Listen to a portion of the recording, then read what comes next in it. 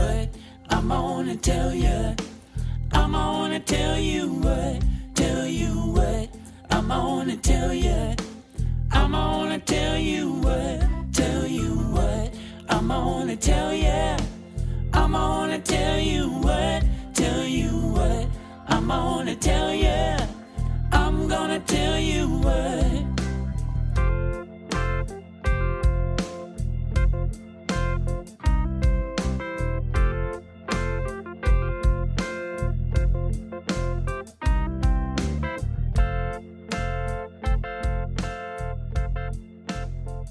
Hey, how's it going? Welcome to Tell You What, the podcast. We talk with musicians about songwriting and music making. My name is Mike. I sat down a few months ago with the very talented and creative people who make up the band Twisted Pine. We had full attendance as Chris Sartori, Kathleen Parks, Dan Bowie, and Ann Phung all joined me in our remote recording studio, the campgrounds of the excellent Green Mountain Bluegrass Festival out in Vermont. You can, in fact, hear some of the action taking place at the festival in the background of the recording. Campsite jam sessions, people hooting and hollering. At the end of the conversation, we even get to hear the campground Iceman drive by, with his Darth Vader speaker blasting his sales pitch for bags of ice. We hear a bit about the Bluegrass Festival experience when the band talks about their fun song, Nothing Good Happens After Midnight. In fact, they filmed the video for that song that very night at their late-night set at the festival. And if you watch the video closely, you might just catch a glimpse of your favorite podcast host dancing like a happy fool in some of the crowd shots. Twisted Pine are incredible musicians. The music they make is magically creative. But they are also able to talk about what they do in an intelligent, thoughtful manner. They are a four-piece band: fiddle, bass, mandolin, flute, usually no guitar involved. And they talk about how they are shifting and transferring musical roles during their songs. The discussion of this is fascinating, some of it a bit over my head, but those listeners who are a bit more musically trained or sophisticated will have a fuller appreciation of all this. Band also answers two questions I often ask, but don't always get such insightful answers to. Kathleen talks about how she varies her vocal styles depending upon the song she is writing. We also hear a great discussion about the blurry lines between and around songwriting, arrangement, and production, and what the essence of a song really is. Twisted Pine's new record, Love Your Mind, is excellent, a great mix of sounds and ideas, including an awesome Frank Zappa instrumental cover, by the way, but it still comes across as a cohesive work. Do check it out. And I will also say this: a Twisted Pine live show is a musical experience like no other. Do yourself a favor and go see them. And dance. They really want you to. In the meantime, please enjoy his Tell You What discussion with Twisted Pine.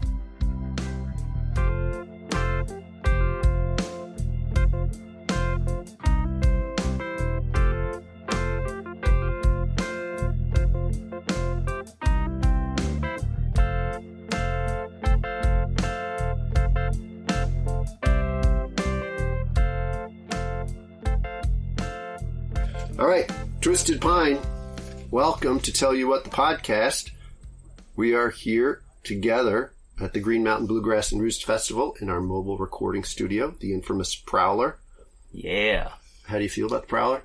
We love the Prowler. We're big fans. Comfy. You know, we have been in the Prowler's vicinity once before, at least most of us. This is true. A late-night gathering at the Ossipee Valley Music Festival last year with members of Buffalo Rose. Do we remember that? Actually. Yeah, that's right. Yeah. I think I speak for all of us when I say I'm glad the microphones were not rolling that night. But let's see if we can get some of that magic back, all right? Normally, we would start by digging into your musical history, early influences, and so forth, but with all four of you here, time won't allow us to do that level of digging. So we're going to jump right into some discussions about band process, the great new album, and the songs therein, and let you have a free-for-all with the answers. You all down for that? Oh, yeah. Oh, yeah. I promise you will not gang up on me. Oh, no. You do not promise. Can't make any promises. That's a tough one. All right, well, the Prowler may have something to say about that. I will allow you to each introduce yourself, and in the process, answer a question. You are all amazingly talented on your instruments. You are like a super group. It is truly remarkable. So introduce yourselves and tell us each how you got so good on your particular instrument. What is your secret history? I suppose I'll start. My name is Chris Sartori, and I play the bass. And the question is how I got so good. Did you practice? Yes, practice is the answer. Practice and passion combined equals what we all view as talent. All right. Yeah, my name's Dan Bowie, and I play the mandolin. And I think it's like Chris said. I've been playing the mandolin since I was maybe 14 years old. And I practiced a lot, but also I just kind of was obsessed with music and obsessed with the instrument and obsessed with the music and musicians that inspired me, and also just obsessed with hanging out with other musicians and trying to like pick up as much as I can. And over the years, that all adds up. Great. Hi, I'm Kathleen Parks. I play the fiddle, sing, and I'm a songwriter as well. How I got so good, I feel weird saying that, but I will say that one of the things that has always brought me back to my instrument and brings me back to music is honestly just inspiration, creative inspiration. Since I can remember, songwriting has been my drive. And so even with playing my violin, like, it comes back to creating something new, something different. I don't really like to stay in any one place for a really long time. So, yeah, I think that the writing aspect really drives me in all my musical endeavors. Great. Hey, I'm Anne Phung, and I play flute in the band, and I think the word good is obviously subjective. So sometimes I sometimes think I'm good, and sometimes I think I'm full of BS. But what I will say is that there was a turning point for me where I switched from like trying to be a good musician, because that to me doesn't necessarily mean anything, but what is important to me is like having my own voice. So I think just having the life experiences that I have, and just thinking about what music means to me and how I want to express myself, I guess, I think that's where I'm at. So the skill, like, sure, like, you can practice every day or practice however much you want, but I think having your personality come through is important. I think that's what I'm trying to do all the time. Great. Y'all have been to Green Mountain Fest before. Something I read in the website somewhere described you as, quote, the darlings of the GMBR Fest. Were you aware of your title? What can you tell us about your experiences here at this festival? Do you have any memories? You've been here before. I am correct in that. Oh, yeah. Yes. This is one of those festivals where it's hard to keep track of how many times we've done it. There's a smattering of like Northeast festivals that we are just kind of feel like we're always at. Yeah. And this one in particular, it's a really special one. I think we've done them all, right? We've been at every one. Yes. Yeah. Oh, okay. Awesome. Yeah.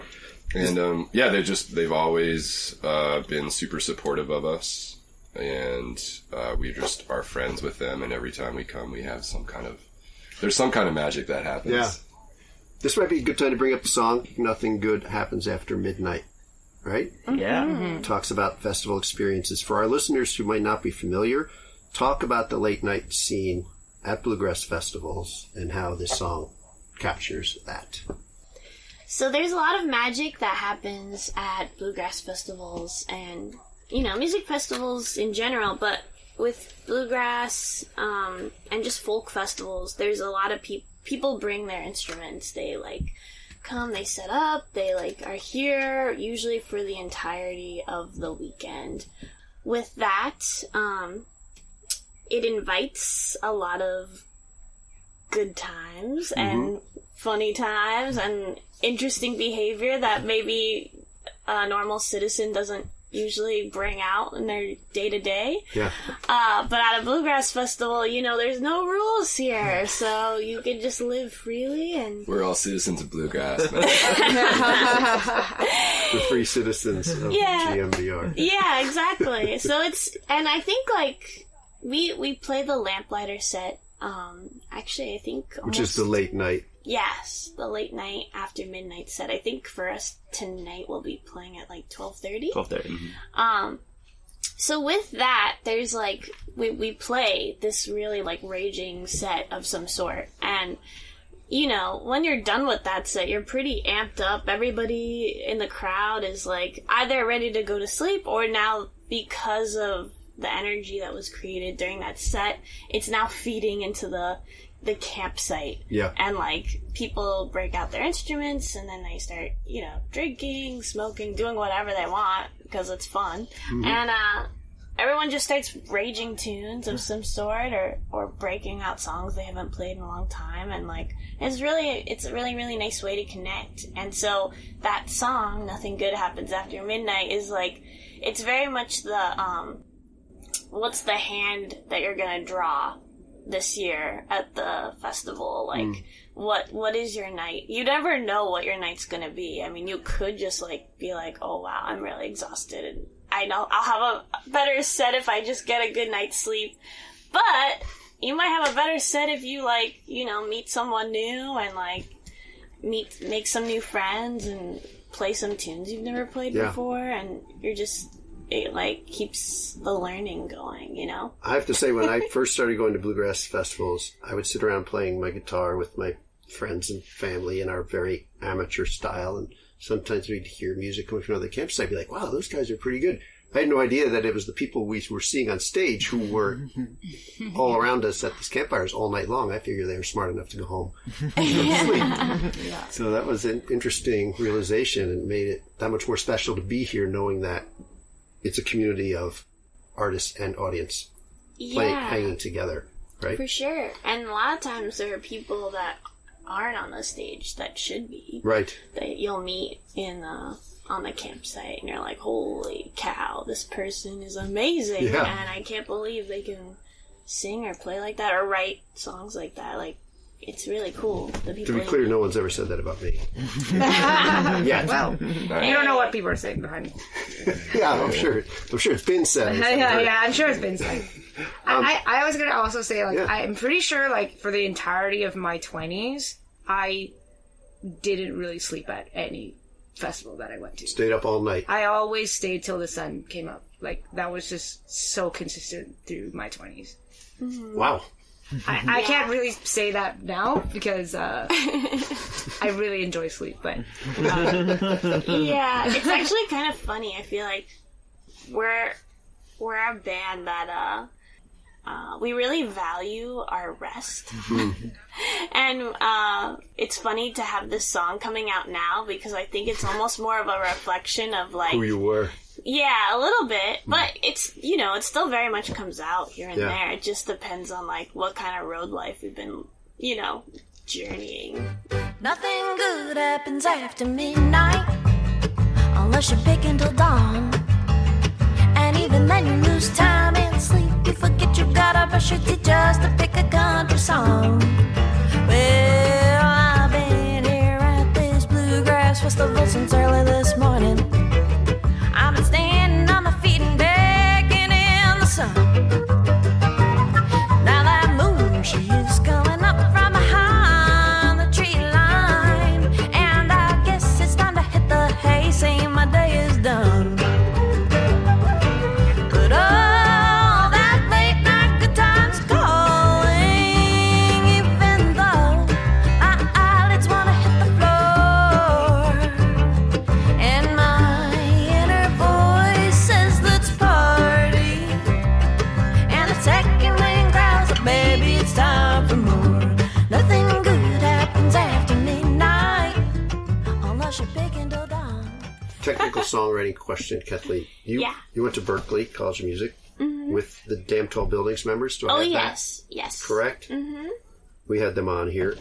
They're awesome. Love those guys. It does make me wonder, this song and some of the other songs on the record make me wonder if there is a class that perhaps you and Max took on how to jam a lot of words into a song. That's one of his trademarks. Oh, that's so funny. No, I don't remember Do you that. feel like you are working to fit your lyrics into the music, or does it flow naturally? Because you do seem to put a lot of words in there. Yeah, I think I'm very rhythmically driven, and I've always kind of been that way with my writing. So I think I definitely try. I'll be like, oh no, I really like this particular rhythm in this lyrical phrase, but I might not have the words yet. But I'm really inspired by a lot of 90s pop country, and that's like very much a thing in that style. So I think that's been something that has inspired me for a long time. Even though sometimes it's this is too hard, or I should rephrase the melody. Every once in a while I will do that, and sometimes I come up with a better melody because of that, but I think I like the challenge of trying to make the words and the music match. Right. We have another song called Right Now off of our 2020 record, and that is another lyrically, jammed song, which is fun. Yeah. But also you have to have really good diction. I want to hear all those great words. I was recently just reading about the John Hartford song Gentle in My Mind. Yes. Yeah. He wrote that song. He talks about how he just kind of wrote it in a flash, it came out in 10 minutes or something. And he didn't really have any intention of recording it himself. And I think he talked a lot about how he didn't really think it made sense as a song because there are so many lyrics. It was there's just so many words jammed into this tiny fraction of space. Yeah. But that became kind of one of the distinguishing features of the song, and why I think it's so special is because when you listen to it or when you read the lyrics, it's kind of watching a movie in a sense, or reading a script or something. It's just so densely packed, but everything somehow has a place, and that it, the fact that it's so wordy became one of the reasons why it's such a great song. Yes. Now, to your credit and John Hartford's credit, when I listen to the song, I don't get that feeling that there's a lot of words here. It's when I go back and kind of analyze it, I'm like, holy cow, she got a lot of stuff in here.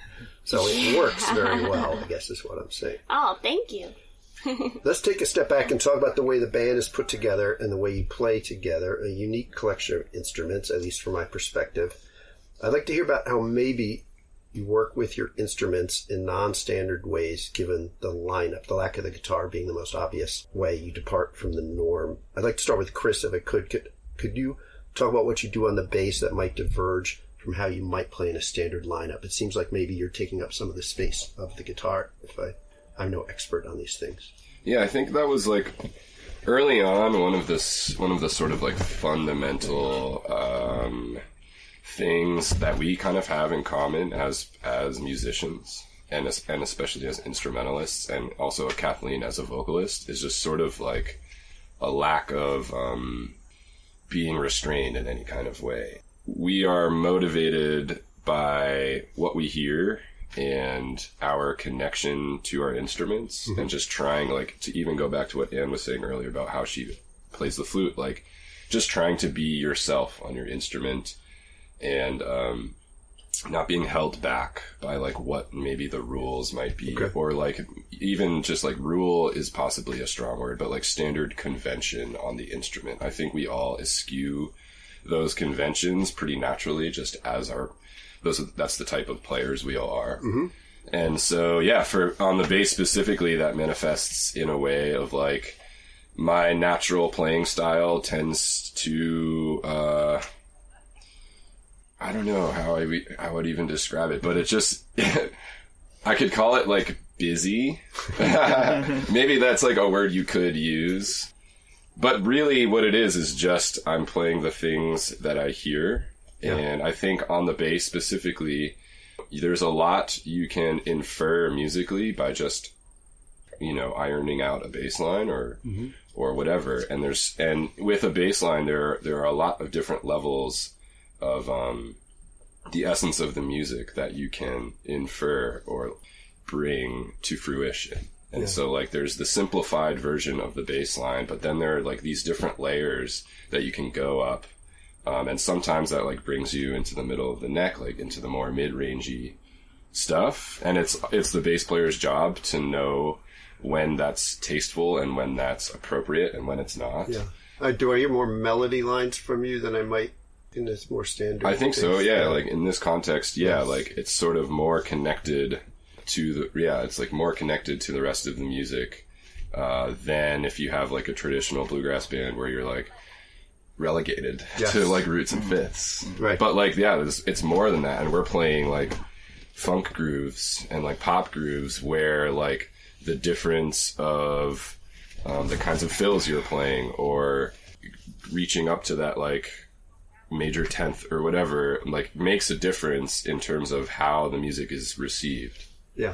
Yeah, I think we all have ways of doing that. Like Anne, I'll let her talk about her flute playing, but I will just say like Anne does like rhythmic comping on flute in a similarly unconventional way that like sort of indicates or like allows your ear to like hear that role being filled. And on paper you're like, what? That's super weird. Like, how does a flute comp rhythmically? But you hear it and it sort of like fills in that gap and makes the music feel whole. And I think we all kind of have ways of doing that. Like rhythmically, I would say Kat, Dan, and I are a deconstructed drum kit. Okay. You know, and so we're all like, I'm typically the bass drum. Dan and Kat are alternating on like backbeat or like, you know, hi-hat 16th notes or whatever. But we exchange those roles all the time. And so there's like a relationship between that rhythmic aspect and then what we're also putting on there in terms of the notes themselves and like the harmonies that we are creating. Yeah. And you want to pick it up? Yeah, I actually was gonna say you could argue that we function like a chamber group because in chamber music there's like a lot of passing on, like a line will get passed to another instrument, and I feel like that actually, like, you know, when you're asking Chris about how his playing is maybe different to you know, someone else who's playing bass in like kind of more of a traditional string band setting, I think why that question is actually difficult to answer is because Chris is like filling it, and the rest of us too, like we're all kind of filling the role that somebody has like maybe moved on to, you know, and playing another role. So I can give you actually a direct example of this in Goosebump Feeling. At the end, Dan goes into this double time feel. So he's kind of like chugging away with these 16th notes. And I'm playing like a melody. Chris is holding down grooves. Kathleen singing. And then coming out of that, Kathleen and Dan actually have this like duo moment. So to continue that feel, I actually take over the feel that Dan has been playing. And Chris is like keeping the groove. So that's like an example of like kind of passing over a part that is played by another instrument. And I think for anyone who's listening, they're like, well, this instrument doesn't usually do this, but like because we think like a chamber group, that's kind of what has to end up happening, because in order to keep like the momentum of what we've created, we all have to play like that role, and and really anyone in the band can pick up that role. And I think that's like the beauty of our band is we can all kind of do that. Yes. And I think that's why to pinpoint one thing that stands out about our playing, it's like kind of hard to say because we're always kind of like playing different roles. That's a fascinating answer. Yeah. You brought up the song Goosebump Feeling. Let's go there. Talk about this song. What a great song. It is like a hook factory. They just keep coming in this song. You've got that driving rhythm, that repeated lyrical phrase, to the, right? That's like a great little lyrical hook. The flute melody line, the vocal harmony bridge with that slapping bass thing, all these things. Normally I listen to a song and you hear one part that's like, oh, that's what's grabbing my attention. But this song is just full of them. So much happening. Tom Petty is somehow responsible for this, Kathleen? Did I read this? Yeah. I was just picturing Tom Petty singing this song, and I don't know if that's like partially like some of the spoken. There isn't like a lot of like spoken word, but it's just like a little bit of that like throwaway vocal vibe in some of the phrasing, more in the choruses. But yeah, I was like picturing like an American Girl or something. Yeah. So it started in that place. I actually wrote it while playing guitar at home in my kitchen, and I just sent the voice memo over to Dan. I was like, hey, like, I have this song idea, like, what do you think? And Dan was like, this is sick. And I was like, well, that's nice. Anyway, so then it just kind of like made its way into the band. Yeah. I'll tell you this. I have a Spotify playlist called Pork Chop Happy Hour that I've created, where I put all the new songs that catch my attention. This song is currently occupying the coveted #1 spot. Oh. So all 67 of my dedicated listeners are getting. Yeah. Hey, all right. This one right out of the gate. Congratulations on the achievement. Great guy. I never thought I'd be talking this way. Never thought I'd have a change of heart and mind and body. Never knew it began. Always thought there was a the end to every story, but before it take glory, you better look around again. 'Cause it comes in waves and it comes in slow. Sometimes crashes, then it flows. Sometimes the rhythm just takes over and you feel it sinking in your skin. You get that goosebump feeling all over again. Get that goosebump feeling all over again. You get that goosebump feeling all over again. And you're listening to the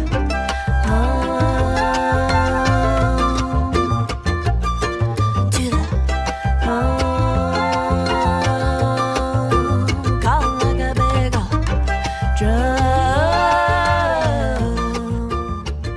So you talked a little bit, Kathleen, I want to follow this thread a little bit about Tom Petty inspiring your vocal delivery on this song. And you name check other vocalists in the research I did for other songs, right, that you're trying to inhabit.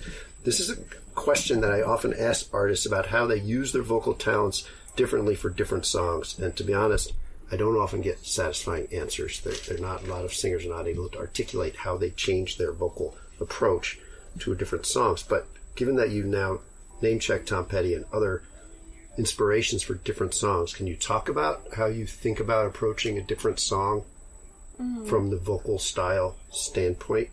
So oftentimes when like writing a song or even like covering a song, it's kind of like I try to tune in to like what is the bass and what is the groove of the song. What kind of vocal styling have I heard with this style of music that has been played? So I have like a lot of the bass and rhythmic instrument influence going on. For instance, we have a song called Chanel Perfume. Yes. And that one is very like, has some like Motown feel, has like a lot of like backup singer influence, and I was really inspired by Aretha Franklin's vocals and like vocal delivery for that song.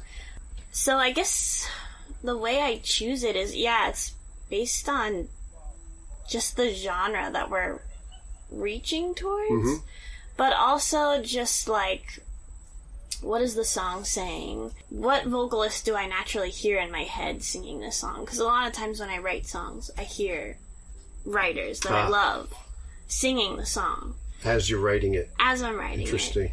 So with Goosebump Feeling, I was hearing Tom Petty's voice in my head. Yeah, you could do worse. Yeah.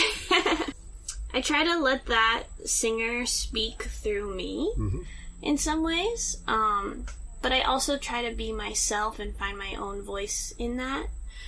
But I'm also not a singer that's ever been like, oh, this is my vocal styling. This is how I sound on every single song. Right. Because I appreciate that people can do that with their voice, but I myself get bored if I do that with my own vocals. So I like to try to emulate and like show the influence and pay homage to whatever singer is inspiring. Yeah. The song, the songwriting, and then how the vocal delivery comes out is like, in some ways, like wanting to say thank you to that singer, that writer, for the inspiration and bringing that drive to a new band and a new sound. All right, let's talk about we talked about collaboration a little earlier in terms of how you play your instruments. Let's talk about it from a creative process standpoint. I believe I read this new record, Love Your Mind, was a product of more or maybe different collaboration than previous in terms of the songwriting and the way the songs come together. So can you talk about how you view collaboration as a band from a songwriting standpoint and maybe how that's changed over time? This is now your third full-length record, right? Yeah. I think that was kind of an explicit goal with this one. It kind of started a little bit with the last one. There was a lot of collaboration there. Papaya was a song that was very collaborative in that it kind of started from a seed of an idea that came from Chris, and then Kathleen added kind of a melody to it, and then we all sat around and like played around with the form and like introduced some like modulations to the song, you know, just kind of all these different ideas. And then Kathleen kind of had the idea of like, oh, let's make it about papayas. And then we like did research on papayas and kind of wrote it around that, you know? And so we wanted to carry, and that was just like, it was a really successful feeling, collaboration. So we wanted to carry that into this record. It was like really important to us to do that. And so, it was kind of a long process, and it wasn't super fast. I mean, I think that like sometimes when you collaborate like this, it takes a while because, you know, you kind of have to like get an idea. Someone brings an idea and it kind of like gets shared, and it kind of like maybe gets added to, but then it just takes a while for everyone's kind of input to kind of like find its way in, and for everything to kind of settle into like what the thing is going to be, you know?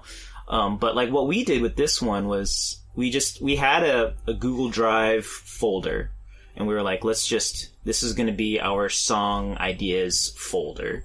And it was just full of little voice memos. Sometimes it was just Kathleen, like by herself, just playing something. Sometimes it would be like two of us. Like sometimes there would be one. It was like where I'd be like, "Hey, I have an idea, Chris. let me show this to you." And we would play something through, and it would have no vocal. It would just be an instrumental thing. But we would record it, and we would put it in there, and then we would all refer back to that. And then maybe in the process, like I would like be like, "Hey, Kathleen, can you listen to this thing that like Chris and I recorded?" And she would listen to it. She'd be like, "I'm going to try to write lyrics to that." And so then she would add another recording. So then we had kind of this series of little voice memos that kind of just showed the evolution of the writing of the songs. And it was very like spread out. This was all stuff that was happening kind of over like a year, I would say. A long time, like while we were on the road, like just like all these little moments of just like little inspiration that were just documented. And then like we needed to, of course, like at some point, like take those and then really sit down and like actually hammer out the full-on arrangement. And we had like a little band retreat that was very, very, very helpful for that. Like we had done a bunch of legwork, we had a bunch of ideas, and it was just like by the time we all got together, we went to this place called what was it called? The Avaloq Music Institute. Yeah, it's a place in New Hampshire that it's like kind of a place where artists go to do like artist residencies and stuff like that. And a friend of ours works there, and he got us a few days there. They have a big barn where we just kind of set up, and we set up all of our stuff, and we recorded everything. All of the ideas, we just kind of all sat down, and there were a lot of these songs had been written or like mostly written, like there was like beginning, middle, and end. Yeah, but like they hadn't been really like played by this group as the four of us. And like a lot of the stuff that like Anne's talking about, where we're like figuring out where all the roles and like how all the instruments fit together, and like, okay, well, in this section, like Anne's gonna fill this role, and then it's gonna, you know, all of that kind of stuff, all the arrangement stuff kind of happened there. You know, the vocal arranging. Interrupt you because you're hitting on my next question that I think is kind of a very appropriate topic to bring up with this band and this record. I'm always interested in how we talk about from a creative process aspect, the songwriting and the arrangement and production of a song, and where we draw those lines, and where why do you call this songwriting and this arranging, and where that creative process, is there a line that's drawn there? Can you guys talk about maybe how you view that process, particularly with the process you just described? Is there a song that is written and then there is a song that is arranged, or is it kind of one big... I don't know if this question's making any sense. No, it makes sense. Take it wherever you want. I'll just say this and I'll hand it off to whoever. But I think that like there's a lot of overlap. It's all creative coming up with a final end product. It's all work towards a finished song that's written and arranged and all that kind of stuff. I think if there was a line, you know, a song can exist in any arrangement. So a song can be a person with a guitar. A song can be played by a full band. A song can be performed by an orchestra, a symphony orchestra. But the song, like what makes it the song is, you know, the melodic ideas, the harmony, the form, the lyrics, the emotion and the vibe and the meaning. All that kind of stuff kind of can be put together independent of what the arrangement might be. Right. Now, and then like when you're arranging something, you know, and in our case, we're arranging it for these 4 instruments, sometimes 5. There is guitar on some of the songs on our album. Yeah, that's when you sit down and you're like, so here's the song, and like, what's everybody gonna do? How's everybody, what are you gonna play? What am I gonna play? How are the things that we're gonna play work together to bring across the message and the vibe and the meaning of the song? Anybody else want to take a crack at that? Yeah, I'll say something. Especially like in like a lot of traditional music, there's like things called field recordings where you'll just like get an original source, and a lot of times some of those recordings are so you kind of can't even like make out what's going on. Right. But like you kind of get the essence. You can kind of like pick out the melody. You know, people love these recordings because they're like, this is the source of what, you know, what this is, and then they're like, I want to recreate it. So that's like the point where it's like, okay, now I'm gonna rearrange this, and it is like what Dan's saying, like really you're then interpreting the essence of what this is, and yeah, it can be any of these things, like the melody, the form, the whatever, and it doesn't have to be all of them. It can just be one of them, and that's, you know, that's kind of the difference. And for this band, it's like, yes, like I think it's very noticeable, or to this sort of genre, I guess, that we don't have a guitar. Even when we play covers, because we are writing original music, but we also play covers, and in those situations too, like we're getting the essence of what the cover is, but we're translating it into something that's usually completely different from what you know the original source is. Yes. So I think that's where the line is. And just one more thing I add is that like once it goes from the quote songwriting process into the band arranging process, a lot of times things change dramatically once we take it into that territory. So like a song that was written by Kathleen on the guitar, when it comes to the band, then a lot of things change. Things get expanded, things get rearranged, we add sections, you know, like Chanel Perfume, for example. There's this whole other section of the song where it kind of like goes into this flute solo, and it's like it modulates to a different key, and like we kind of bring one of the melodic ideas from like the verses into this other section, like in a different key. And you know, it's like, so stuff like that happens in the arrangement process where like as a band we're like, okay, so like we have like the quote unquote song, which can be performed by in any number of ways, but like now we're making it into a fleshed out arrangement that has different sections, different things. That's interesting. And you led me to another topic I want to get to when you talked about the field recordings. We're not going to talk about genre. I don't like to. I think it's a waste of time. Just listen to the music. In your case, it must be particularly frustrating sometimes to try and put yourselves in category if people want you to do that. But I do want to talk about musical tradition if I can. You are basically a string band in your instrumentation. A lot of what your music draws from is the American bluegrass traditions.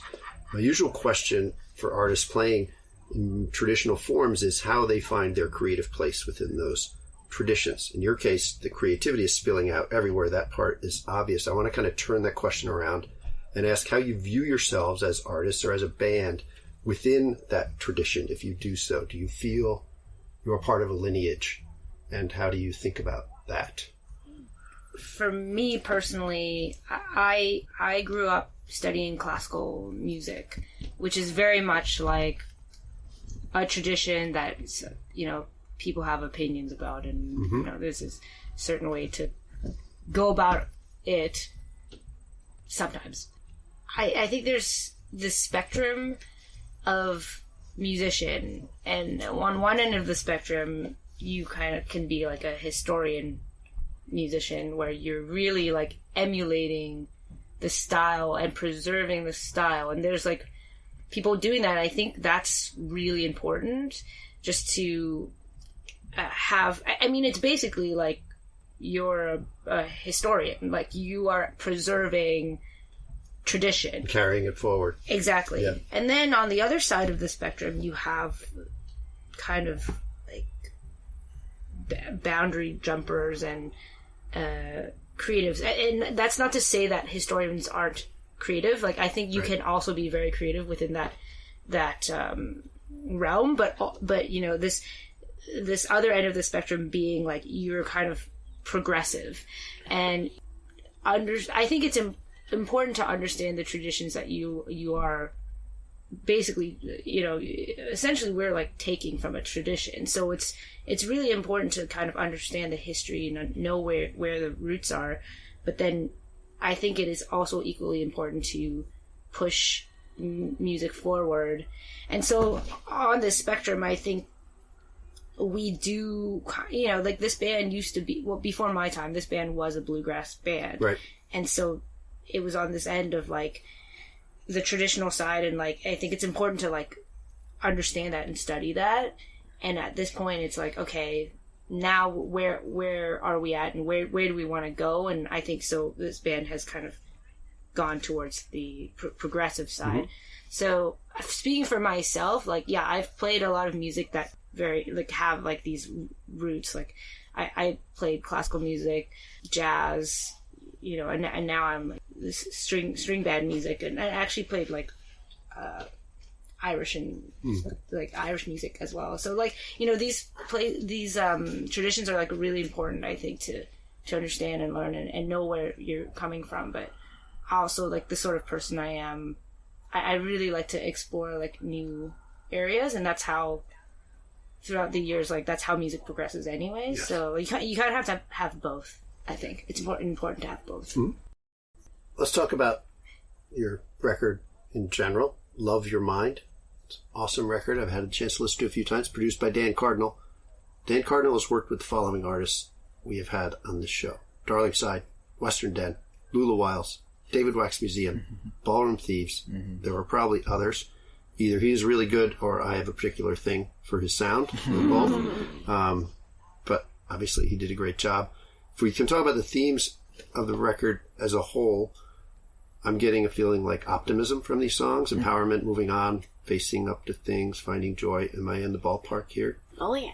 The title, Love Your Mind, is to me optimistic statement, although I will point out, you may realize this, it's one letter away from Lose Your Mind. Let's start with the first cut, Start Stop.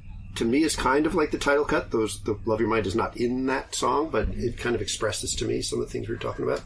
You guys want to talk about that one? Yeah. So, Start Stop, it's very much like you're coming to maybe a fork in the road or something like that, and you have to you know, you're making a decision for yourself of how you're gonna live your life and what's lying ahead, and you just kind of like have to go with your gut and do what feels best. So for this record, there's just like a lot of themes of like either going through a really difficult time or, you know, just facing challenges. Like touring all year long is difficult lifestyle, but also there's so many gems and like really, really good positive things that we take away from the road. Let's find lose your mind. Yeah, it's definitely, you have to, I feel like you do have to lose your mind a little bit in order to love your mind. Can take that. You're going to have to credit me. No, it's like kind of part of it. It's like you feel like sometimes you're going crazy, but actually it's like you just gotta like, I don't know, find yourself and love yourself for who you are and keep trying to change for the better and work on yourself and like not, I don't know, dive so deep into hardship. And you know, when truth comes knocking, the sooner you answer, then you'll hear the sounds of freedom. Ooh, and it's hard to get that close to yourself. To ask how deep is that well? It gets rough. You better start and not stop. You better look right at yourself. You better start and not stop. You better look right at yourself. You better start and not stop. You better look right at yourself. Better start with you. Start with you. Start.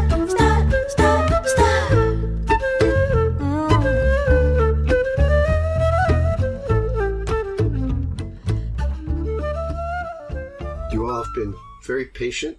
It's warm in here. We're passing the fan around, but we're all holding up okay. I got one or two more things I want to cover before we let you on your way. We'll talk about live performance kind of a little bit. Some of these songs on this record you've been playing for a while before you recorded them, right? So is there kind of a feedback process you go through playing songs live?